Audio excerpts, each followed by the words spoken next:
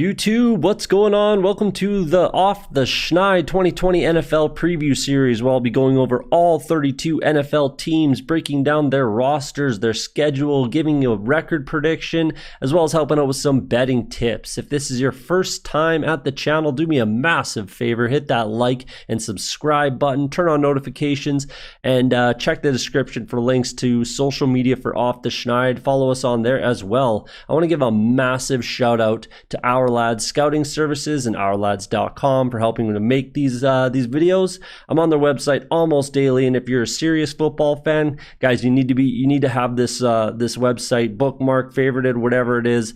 Helps me at draft time, fantasy football purposes, when creating bet slips, as well as DFS lineups. It's your one-stop shop for NFL scouting services.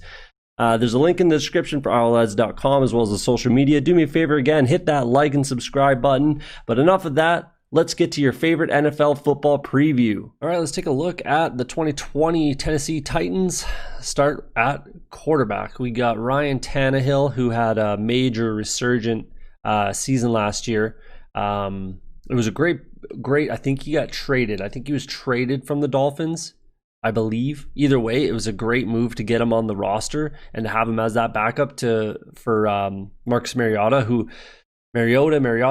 I never particularly thought was kind of a franchise quarterback personally. I just never really saw it. The eye test, he just didn't really live up to it, to be honest, and that was just my opinion. So great move picking up Ryan Tannehill, and he looked great last year. He really did. He played really well, led them to the playoffs. What were they, 2-4, I think, or something like that when he came into the lineup, and then led them to the playoffs 9-7 and to the AFC Championship, if my memory serves me correctly. Obviously, I maybe should have looked into this, but it doesn't really change my opinion of them this year. This is a 2020 preview. And then nothing for a backup, Cole McDonald from Hawaii, I believe, and then Logan Whiteside. Neither of those guys are NFL quarterbacks, I'm sorry. This team will live and die by Derrick Henry. Darrynton Evans out of Appalachian State, I believe. Very good draft pick. Very good guy to have on your roster, and a very good backup running back. And I think and just a good complimentary back, and he'll get his touches. And I do like Evans quite a bit. I really do. But after that, there's nothing. But there's nothing. Tight end. I like Jonnu Smith quite a bit. He had a good year last year, and he should take another step forward. So I do like Jonnu Smith quite a bit.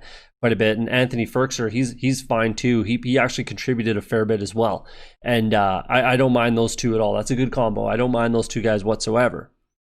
Wide receivers, you got AJ Brown, who had a fantastic rookie season, averaged, I think, 20 yards a catch.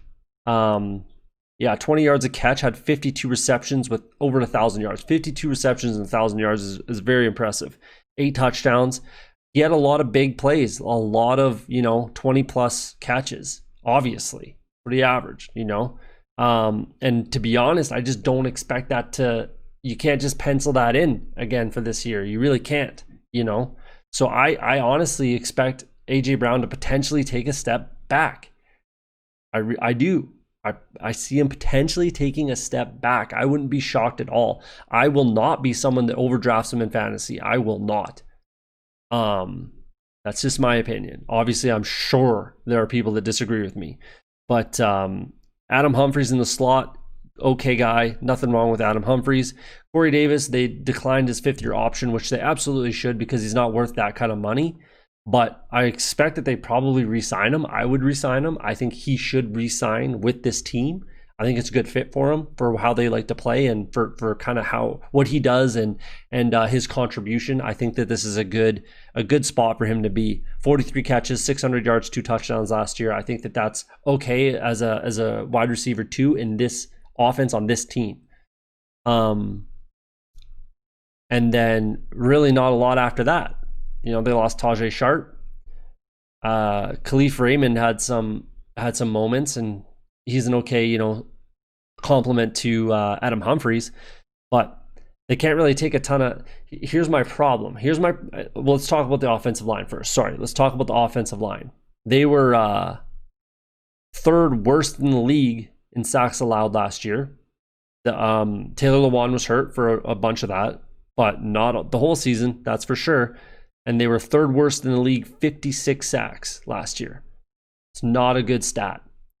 They went out and signed Isaiah Wilson. They lost Jack Conklin, which is a massive loss, but they went out and drafted Isaiah Wilson in the first round, which was a good replacement. They have him as the backup right now, but he will be starting at right tackle. Taylor Lewan is fantastic, but then up the middle, they are super weak. Nate Davis, Ben Jones, and Roger Saffold's good, but he's up there in age. He's getting up there in age, you know. Ben Jones and Nate Davis, that's fairly weak. Isaiah Wilson's a rookie, you know. You don't love that against some quality pass rushers. They're probably going to get the best of them on a lot of occasions, you know. So here's my whole big problem with the Tennessee Titans, especially on offense, which is why I'm going to touch on it here. They are one injury away from being one of the worst teams in the NFL. If Ryan Tannehill or Derrick Henry get hurt, their season's over. It's over. They are not going to the playoffs. They are not winning the division. They are not going to be a winning team. That is just how it's going to go down. If they get one injury to either of those guys, it's over. Conversely, on the offensive line, if Taylor Lewan gets hurt, that is a massive loss for that team. That is a massive loss for this offense. It showed last year, but it'll be magnified this year if it happens. They won't have Jack Conklin there to help out, you know. If Taylor Lewan gets hurt, that's almost as bad.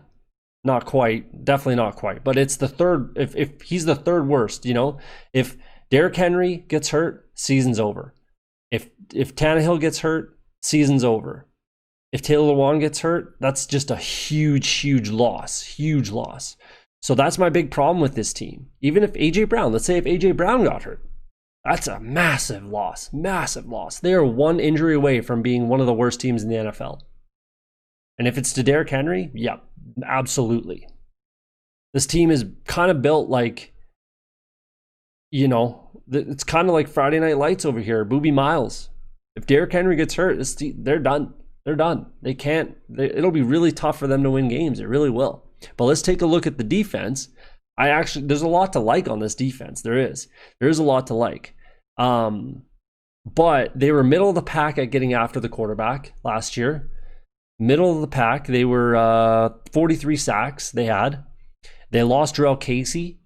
Logan Ryan's gone. He had 4.5 sacks. Cameron Wake, but he was hurt a bunch of the year. And I mean, they brought in Vic Beasley, which is really going to help out. He had 8 sacks last year. He kind of had that outlier season where he had 15.5 in his second season, I believe. It was a bit of an outlier. That's not who he is. 10 sacks is possible. It's possible, but and he'll help out. He'll help out. He can kind of fill the void from those losses. Harold Landry might take another step forward and have double-digit sacks. But it's really going to rely on Jeffrey Simmons. Jeffrey Simmons needs to take a step forward. He was their first-round pick last year, I believe. And they need him to take a step forward. He has to. If he doesn't, this defense is going to hurt because of it. I think he probably will. I'm not over here hating on Jeffrey Simmons. That's for sure. I think he's a good player, and I think he'll be fine. And he probably does take that step forward, but they need it. They absolutely need it. You got to have someone disrupting. In a 3-4 defense, you got to have someone on that line disrupting as well. You can't just rely on your outside linebackers coming in. You know, you got to have someone that can at least help out and command some attention on that line. And they need Jeffrey Simmons to be that guy. Rashaan Evans and Jayon Brown, they're okay. There's nothing, you know, they're fine. There's nothing wrong with their linebackers, but there's not a lot of depth there at all. Nick Zubner from LA comes over, and he's an okay replacement, but he's certainly not, you know, he's not even at the level of these two guys. Rashaan Evans was an early round pick, I think second round pick maybe a few years ago, something like that. Anyways, they're fine at linebacker. And then their pass rushers, Landry and Beasley, are okay too. Safeties are fine. Kenny Vaccaro, Kevin Byard. Kevin Byard's very good. I really like Kevin Byard. He's the leader of this defense, in my opinion. And they're really good safety wise. Kenny Vaccaro might be a little weaker, but he's fine. He's just fine.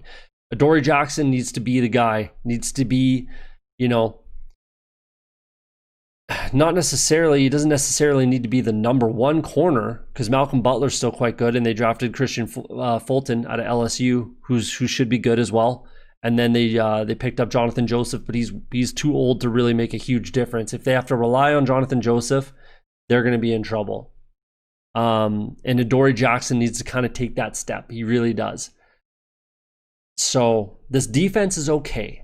This defense is okay. There's nothing wrong with this defense. They can be a playoff team with this defense. It's just the offense that worries me. And like I said multiple times, they're one injury away on offense from being one of the worst teams in the NFL. Mark my words. You obviously can't plan for injury.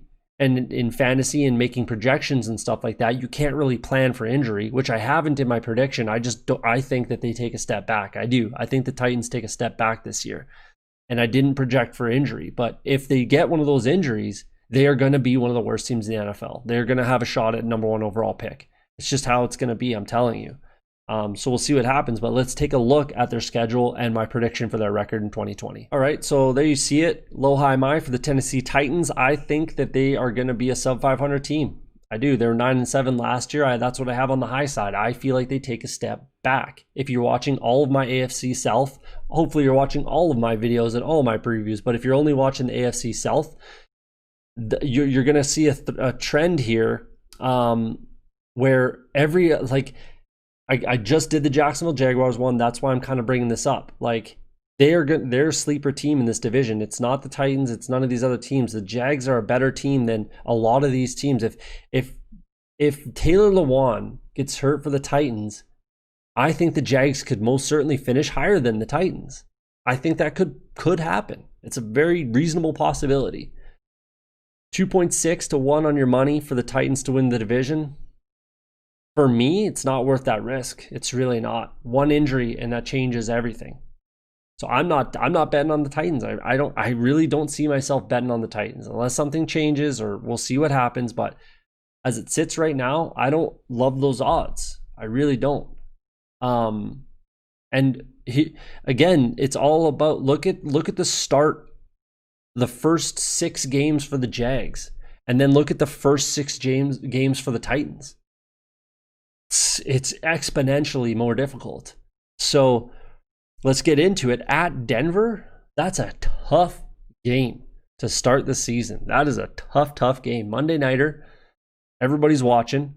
Denver's improved exponentially. Your team hasn't really, I like the Broncos to definitely win that game. I'm picking the Broncos to win that game, pretty much for sure. At home against Jacksonville, that's a game that I've said it in every single one. You have to win. You have to beat the Jags. Are they going to? I think that's tougher than a lot of people think.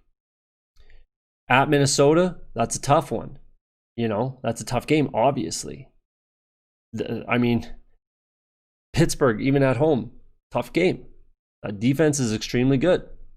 Even if everybody's healthy for Tennessee, that's going to be a snot-nosed, rough and tumble type of a game, 100%. A lot of hard hits, in your face, gritty, grindy game. At home against Buffalo, I don't pick the Titans to win that game. Smash mouth football 2 weeks in a row. Even though it's in Tennessee, those are tough games. Smash mouth against Denver. At home against Houston, that'll be, in my opinion, that's probably going to be a must-win game. It's not much to what I said about the Jags. It's possible the Jags go 6-0. Possible. Go watch the video. Possible. It's possible the Titans start 0-6. Not crazy. It's not crazy to think that. Do I think that? No, not necessarily. No, I don't think they start 0-6. If they do, the season's over for them, obviously, and they're already in the running for first overall, obviously. But it's not crazy to say they're sitting there at 2-4. That's actually relatively light. I think if they're 3-3 or better, that's a win heading into your bye for the Titans. That's an absolute win. If you're 500 or better, if you're 4-2, you're thanking your lucky stars, and they're really looking good. Then they're really looking good. But I just don't see it personally. And then after their bye at Cincinnati, again, you have to win that game. Do they? It's gonna be a tougher game. I'm telling you, my Bengals are gonna surprise some people, but you have to win that game if you're the Titans. At home against the Bears, you have to kind of win that game as well, especially if they start, 2-4 in the first 6 games. Like that's a tough first half of the season for the Titans. It really is. Their first 8 games are pretty tough. And then versus Indianapolis, I like the Colts. I like the Colts to potentially sweep the Titans, even if they're healthy. Even if the Titans are fully healthy, I think the Colts have a pretty good shot at sweeping the Titans. At Baltimore, they're not winning. At Indy, I don't think they win that game. They have to beat them at home first. They have to get that win. If they don't, they're going to be in trouble. They're going to be in some serious trouble. Those 3 games are tough. Those are 3 very tough, important games. Colts twice, and then the Ravens. And then the Browns, it's tough. That's a tough road right there.